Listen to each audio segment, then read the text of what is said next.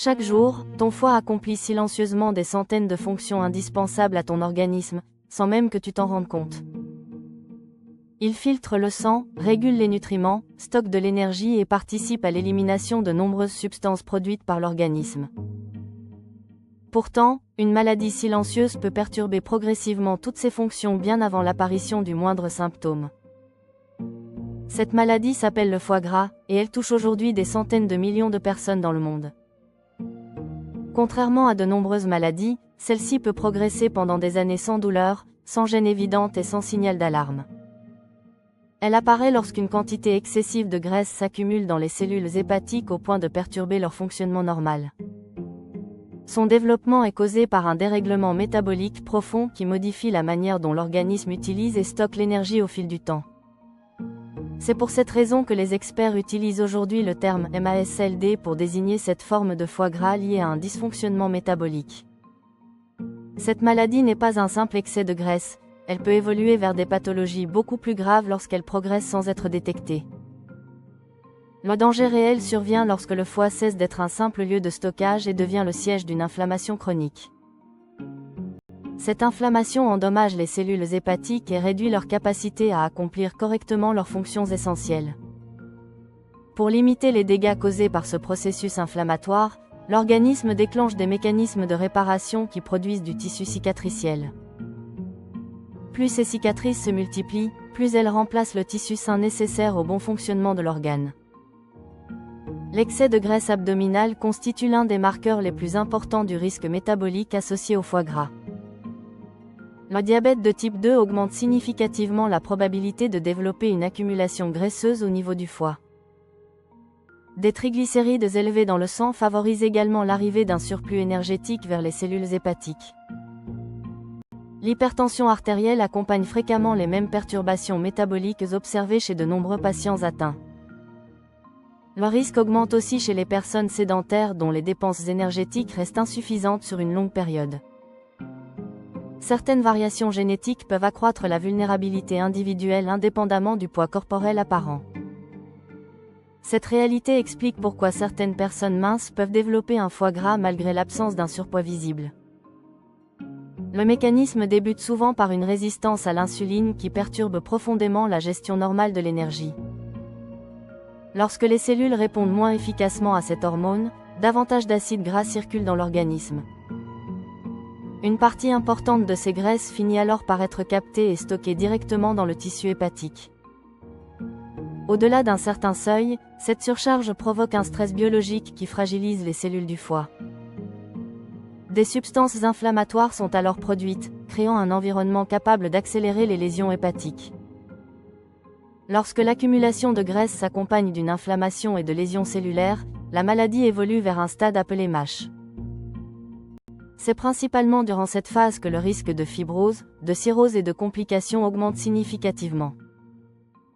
L'une des particularités les plus trompeuses du foie gras est l'absence fréquente de manifestations précoces évidentes. Même lorsque des changements importants se produisent dans le foie, le quotidien peut sembler totalement normal. Lorsqu'ils apparaissent, les premiers signes incluent souvent une fatigue persistante difficile à expliquer autrement. Certaines personnes ressentent également une sensation de pression ou d'inconfort sous les côtes du côté droit.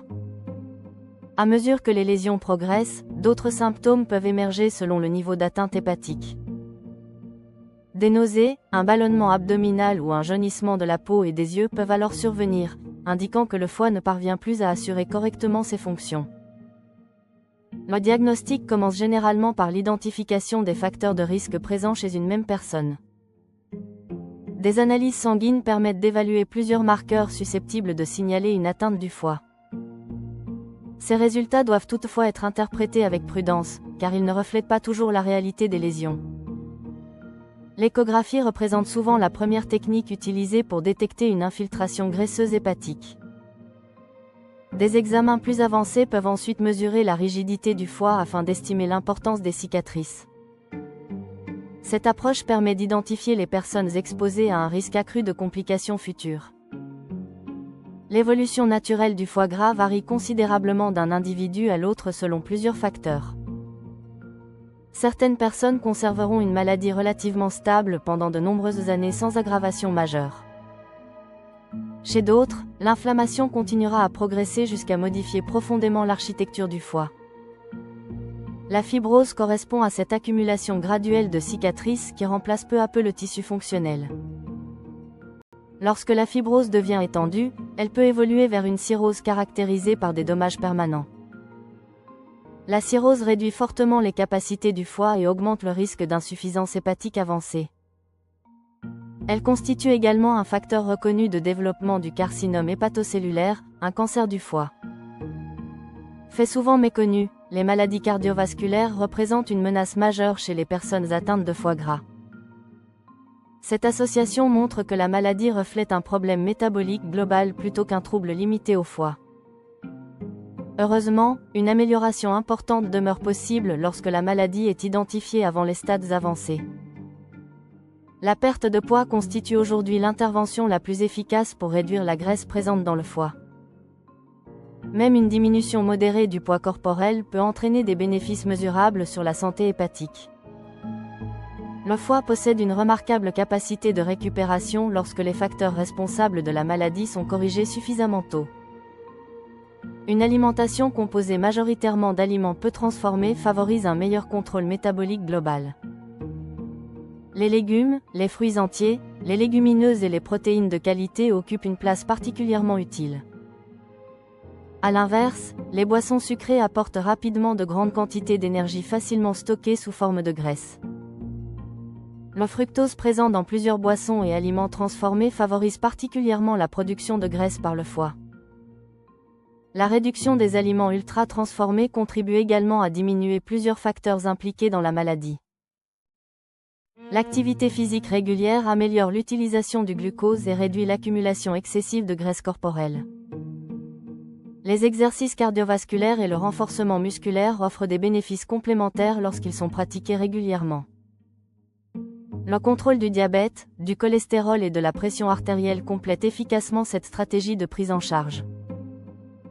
La prévention repose avant tout sur des habitudes capables de préserver durablement l'équilibre métabolique. Maintenir un poids adapté à sa condition physique réduit considérablement les contraintes imposées au foie. Une alimentation équilibrée facilite la gestion de l'énergie tout en limitant le stockage excessif des graisses. Une activité physique constante aide l'organisme à conserver une meilleure sensibilité aux mécanismes hormonaux. Des bilans médicaux réguliers permettent d'identifier précocement des anomalies souvent invisibles au quotidien. Le foie gras n'est donc pas simplement un excès de graisse dans un organe habituellement discret. Il représente souvent le premier signal visible d'un déséquilibre métabolique susceptible d'affecter l'ensemble du corps. Détectée suffisamment tôt, cette maladie peut souvent être ralentie, stabilisée ou améliorée de façon significative. Ignorée pendant de nombreuses années, elle peut cependant conduire à des complications parfois irréversibles. Protéger son foie revient finalement à protéger l'un des organes les plus essentiels au maintien de la santé humaine. Chaque choix effectué aujourd'hui en matière d'alimentation, d'activité physique et de prévention influence son avenir. Si tu apprécies les contenus santé rigoureux, accessibles et fondés sur les connaissances médicales actuelles, abonne-toi à la chaîne dès maintenant. Chaque semaine, de nouvelles vidéos t'aideront à mieux comprendre ton corps, prévenir les maladies et prendre des décisions plus éclairées pour ta santé.